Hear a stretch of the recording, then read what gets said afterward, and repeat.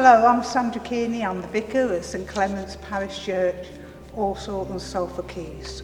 Welcome to this large, impressive parish church.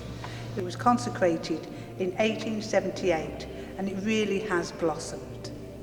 St Clement was an archbishop, and unfortunately he was martyred by being thrown overboard, tied to an anchor. On our coat of arms and things is an anchor with St Clement. This is a wonderful church. It's only one of 4 or 5 that's left now, and it's an iconic building. It stands out like a beacon with the steeple pointing up towards heaven. It is a beacon of hope. It gives people hope. It gives people something to look forward to, together with our community centre, which we've just refurbished now at a considerable cost.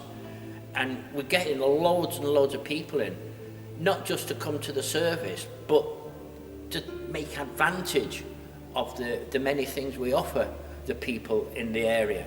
We do crafts, we do lots of things for the children, which to me is important, because they're tomorrow's worshippers. Baptism marks the beginning of the journey with God and continues for the rest of their lives. It's the first step in response to God's love. Today, we still use the front for baptisms. The 4 repair projects undertaken by our own practice since our appointment in 2006 have helped to repair and conserve the original fine building for many generations to come. It has been a real privilege to follow in the footsteps of the original architects, as well as to work with Sandra and the other church members to support all their valuable work. The most important thing I have learned is that the church is the centre of this community, and everything we have achieved together has been towards this aim. I would like to thank Sandra and the church for giving me this wonderful opportunity. The chancel, it preserves a rich ensemble, although little used today. The crucifixion is over the altar, and it's flanked by St Clement and St John, probably St John the Lesser. Side panels depict the Annunciation, the Nativity, the Resurrection and the Ascension. The lower walls are tiled with stripes in green. Unfortunately, some of the tiles are now damaged. St Clements is constructed in a dark red brick, laid in English bond with moulded brick or terracotta. The brick is exposed inside as well as outside. The later Victorian architects such as Herbert Austin were beginning to look far afield for inspiration.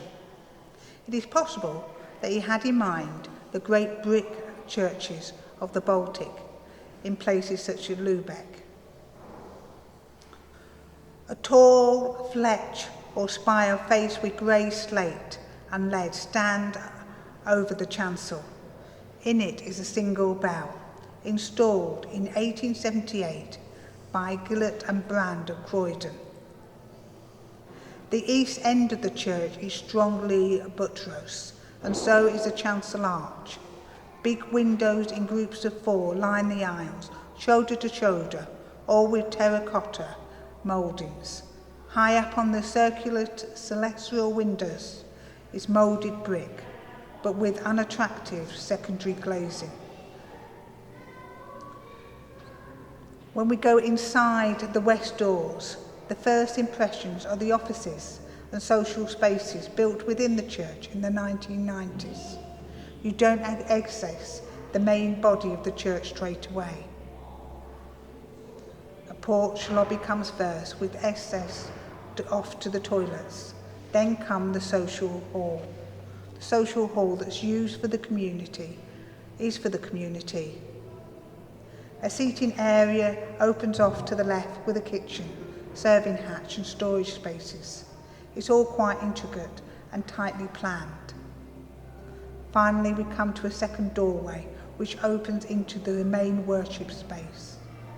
Here, height and width are the big impressions, with daylight coming through the big clear windows being absorbed by the bare brick and the high roof.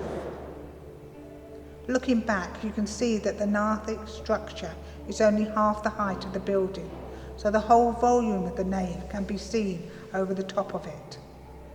The arcade arches are a moulded brick, with stone reserved for the central piers and the capitals. An open wagon roof reaches high up overhead. The chancel arch is tall and wide. In fact, it's as tall as it can be. Its buttresses we saw outside. The chancel itself was always meant to be the focus of the whole church, has a high ribbed vaulting brick for extra emphasis. Vaulting is a way of defying gravity.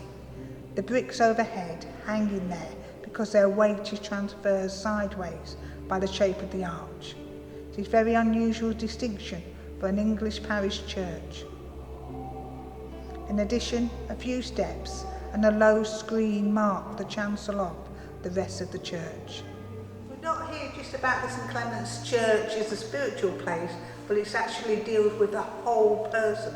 So we have this fantastic community centre.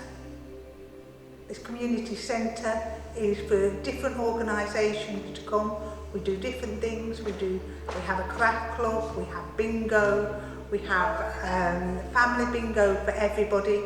We have a mothers' union, we have children's clubs, we have curling, we have archery, gardening. And also the hall is open for things like birthday parties, and we have evening quizzes, things like that. So it's not just about the spiritual, it's actually looking after the whole person, their well-being. So it is a fantastic place with a separate kitchen, and we hire out.